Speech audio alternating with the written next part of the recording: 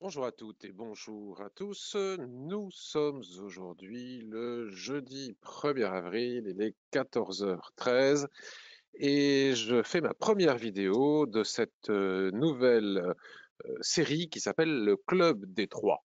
Donc vous avez ici sous les yeux mon site, hein, ishimoku-kinkoyo.info. Si vous allez dans la partie blog, vous verrez que j'ai déjà écrit deux articles concernant le Club des Trois. Un premier article le 18 mars, un second le 26 mars. Donc prenez le temps d'aller regarder sur le blog pour savoir de quoi il s'agit et puis pour voir les deux premiers épisodes que j'ai fait par écrit puisque je n'avais pas eu le temps de le faire par vidéo. J'alternerai, parfois ce sera vidéo, parfois ce sera écrit. L'idée est de revenir sur trois actifs, ça peut être exceptionnellement quatre, ça peut être exceptionnellement deux, mais la plupart du temps trois actifs que j'ai analysés, soit le lundi lors de ma revue de marché Forex, indice et crypto, soit le mardi lors de ma revue de marché dédiée aux actions. Donc là, vous aviez un exemple, me semble-t-il, sur l'USD Yen. Et puis, je suis revenu dans le deuxième épisode sur cet exemple, toujours du SD Yen, pour voir un petit peu quelle avait été la suite. Vous pouvez aussi, si vous le souhaitez, pour mieux suivre ce Club des Trois, aller sur ma chaîne YouTube et si vous allez par exemple dans les playlists, vous trouverez ici ma playlist où est-ce qu'elle se trouve revue de marché Ishimoku Action et revue de marché devise crypto. Donc par exemple, si on clique sur la revue de marché crypto, vous retrouverez dans la liste ci adjacente toutes les revues de marché de façon chronologique. Alors, revenons au graphique. Oui, juste un petit instant pour vous rappeler qu'il est nécessaire. Alors, on va revenir sur mon site web. Si on y arrive, normalement, on devrait y arriver avec le prochain clic, qu'il est nécessaire, bien évidemment, de lire et d'être conscient du risque qu'il existe dans l'activité du trading, que ce soit sur devises, CFD, actions futures. Il y a un haut niveau de risque, donc je vous propose de prendre quelques instants pour lire cet avertissement et ensuite on passe aux actifs sur lesquels je souhaite revenir cette semaine. Voilà. Ça c'est fait. Donc je vais commencer par l'AUD-USD puisque lors de la revue de marché de ce lundi, en tout début de semaine, nous avions établi, j'avais établi, suite à un partage qui avait été fait par Anthony, j'avais établi un plan de trading concernant l'AUD-USD à l'achat et j'avais indiqué dans quelles circonstances, si le scénario se réalisait, j'allais entrer en position. Et comme vous le savez, qu'il s'agisse des actions ou qu'il s'agisse du Forex, j'ai pour habitude la plupart du temps d'indiquer mes prises de position en direct et en temps réel, en tout cas en temps réel sur le forum. Donc le 29 mars à 13h28, donc le 29 mars, ça devait être lundi d'ailleurs, en suivant la revue de marché, j'ai suivi mon plan, vous voyez, et je suis entré sur la UD-USD et j'ai donc indiqué en temps réel être rentré à tel niveau.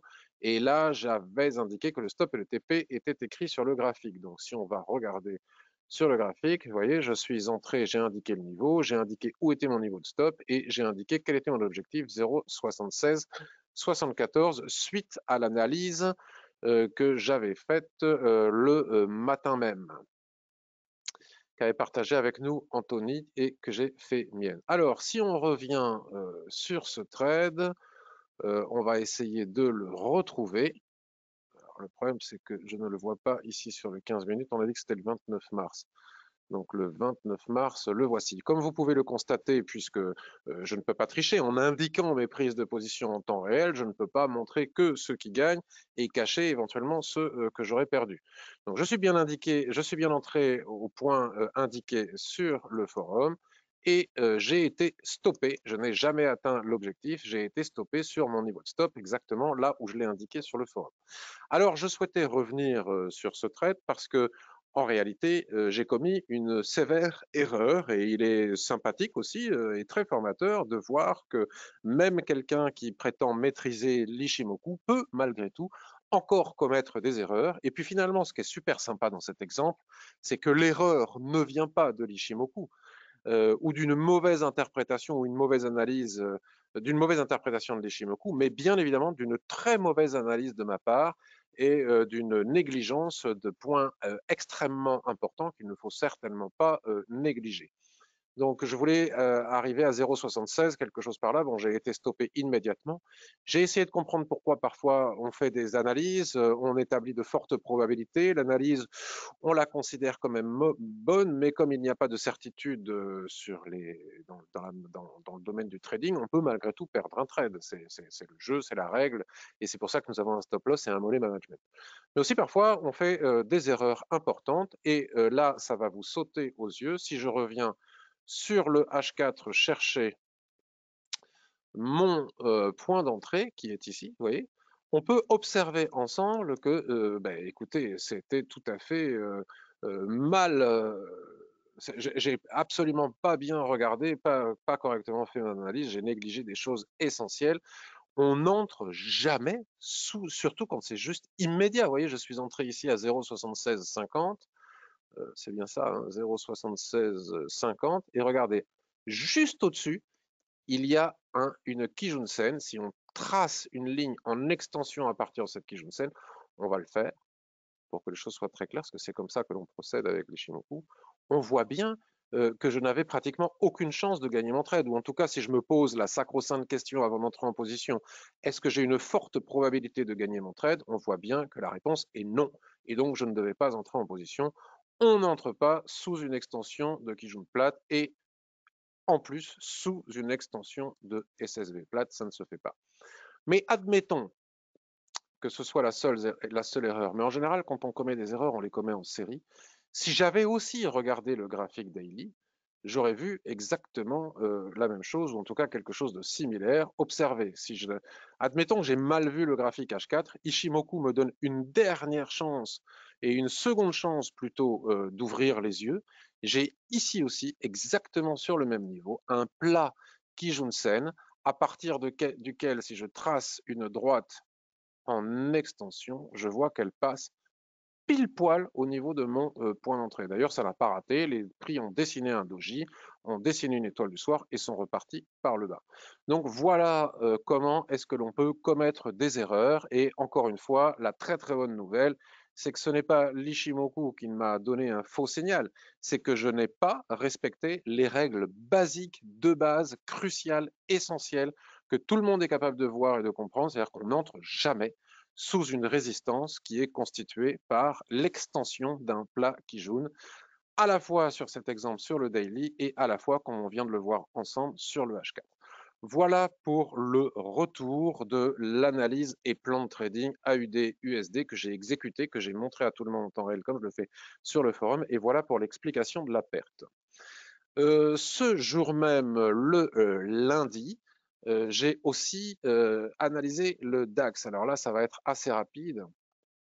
Et plutôt que de dire que, alors là, vous voyez, j'ai fait des scalps hein, que j'ai partagés avec vous, que j'ai tous gagnés hein, sur le DAX, mais là, ça n'a pas d'importance que de faire ce constat de ces petits scalps que j'ai partagés sur Twitter. Ça, je ne les partage pas directement sur le forum, ça n'aurait pas de sens. Je n'ai pas le temps d'écrire que déjà je serais sorti de position et je n'aurais pas le temps de faire les deux en même temps. Donc il faut au minimum que ce soit des trades intraday comme le cas de la UD-USD. Mais c'est pas cela du tout que je voulais vous montrer. Ce que je voulais surtout vous montrer, on va revenir sur une heure. Voilà. Lundi, nous étions ici, lundi 29 mars, vous voyez, 9 heures du matin, la revue de marché a lieu à 10 heures du matin. Une personne qui assistait en direct à la revue de marché m'a demandé est-ce que selon toi, il n'y aurait pas, à la cassure de la Kijun-sen, ici, un plan, à la fois c'était une cassure de Kijun-sen, me semble-t-il, si ma mémoire ne me joue pas de tour sur le 15 minutes et sur le graphique horaire, n'y aurait-il pas la possibilité d'envisager des shorts, des ventes sur le DAX? Et j'ai répondu, comme je le réponds, comme je le dis depuis des semaines, pour ne pas dire des mois, non, moi, personnellement, je ne peux pas vendre le DAX, étant donné que c'est quand même extrêmement haussier Et même si on peut considérer que c'est exagérément haussier et que nous pouvons trouver du surachat massif sur toutes les unités de temps supérieures au H4 et au daily, ce qui ne justifie peut-être pas qu'on puisse faire des achats vu l'état de surachat sur les indices. Mais si on tient compte de la macroéconomie, si on tient compte de la banque centrale, si on tient compte de l'injection de liquidités, si on tient compte des plans de relance massifs aux États-Unis, vous savez que les indices européens suivent les indices américains, je ne pense toujours pas que nous puissions envisager de vendre le DAX. Et cela fait des semaines que je raconte la même chose. Même en intraday, j'ai envie de dire, j'ai du mal à vendre le DAX, bien que j'ai fait une petite vente ici, mais plutôt en trading d'extrêmement court terme. Euh, je ne peux pas envisager de vendre le DAX et les indices, et donc regardez. Là, pour le coup, je ne me suis pas trop trompé, et depuis lundi, nous étions à 14 767, et aujourd'hui, jeudi, nous sommes à 15 000. C'est pour vous dire la puissance. Donc, rentrer contre la puissance d'un tel mouvement, quoi qu'on en pense, qu'on le pense justifié ou pas, je ne le recommande pas et nous en avons un parfait exemple ici. Je voudrais revenir maintenant sur l'action Prosus. Alors, pour le coup, celle-ci, je l'ai en portefeuille, donc on va aller regarder directement depuis mon portefeuille. Mardi en temps réel, donc pendant la revue de marché non plus consacrée au Forex cette fois-ci, mais consacrée au marché des actions, nous étions ici. Les prix se trouvaient ici sur la Kijun-sen, dans une tendance qui est parfaitement bien haussière, hein, le nuage est parfaitement bien haussier, orienté à la hausse, et qui plus est, avec une Kijun-sen qui s'entrelace dans une ligne de tendance haussière. C'est une des meilleures manières de suivre la tendance et de faire ce qui est dénommé actuellement le trend following. Et donc, mardi, nous étions, parce qu'il ne s'agit pas de regarder après coup, mardi, nous étions jeudi 25 mars, lundi 29 mars, mardi 30 mars, nous étions ici. Vous voyez, les prix se trouvaient, on va enlever cette ellipse, et on va en mettre une autre pile poil là où nous étions mardi en live pendant la revue de marché. Lundi 29 mars, ici, nous étions ici. Donc nous étions tout à fait en bas au niveau de la Kijun-sen et sur la ligne de tendance et non pas là où nous sommes actuellement. J'ai dit, vous pouvez revoir cette analyse si vous le souhaitez pour mieux la suivre et mieux la comprendre en allant regarder ma revue de marché de mardi sur ma chaîne YouTube, hein, playlist revue de marché action. J'ai dit que selon moi, étant donné que l'action Prosus avait cassé des plus hauts historiques, bien que son historique ne soit pas bien long, nous assistions pardon, à un retracement de 50%, puisque vous savez que la Kijun-sen est égale la plupart du temps à 50% de retracement, hein, de Fibonacci par exemple. Donc là, hop, toute cette jambe de hausse, 50% de retracement. Et ce niveau de retracement de 50% qui correspond à la Kijun, qui elle-même s'entrelace dans la ligne de tendance, qui elle-même constitue aussi un support, ce cluster de support me laissait penser, bien que je ne donne pas de signaux, que je ne donne pas de conseils en investissement, que nous avions très probablement là une magnifique opportunité pour rentrer à l'achat sur Prosus, à la fois pour de l'investissement de long terme, pour tenir cette action pendant de nombreuses années, à la fois pour un renfort si on était déjà dedans dans le cadre d'un suivi de tendance. Par exemple, vous voyez, si vous aviez acheté ici la Kijun-sen, si vous aviez acheté ici la Kijun-sen, à chaque fois, comme je l'enseigne dans mes formations, vous remontez le stop au-dessus et puis vous prenez un nouvel achat à chaque fois qu'on revient chercher la Kijun-sen. Vous finirez par le perdre à un moment donné, le trade, mais enfin, vous aurez gagné tous les autres et vous aurez fait ce qu'on appelle une magnifique opération de pyramidage. Et en swing trading, j'avais dit, si on achète ces chandeliers de retournement, c'est-à-dire ce marteau inversé, ce doji, allez, on va l'appeler un doji, marteau, porteur d'eau comme on veut, même si son corps est un peu important. En tout cas, cette série de chandeliers qui eux-mêmes, avec ces trois, forment une étoile du matin sur ce cluster de support, comme on vient de l'évoquer. L'objectif pourrait très bien être en swing trading la Tenkan-sen et c'est exactement le niveau qu'atteignent actuellement les prix. Donc voilà pour un plan de trading réussi. Je vous souhaite un excellent week-end Pascal. Il n'y aura pas de revue de marché lundi et mardi pour ces raisons Pascal. et je vous souhaite aussi une très belle journée et je vous dis à bientôt. Bye bye.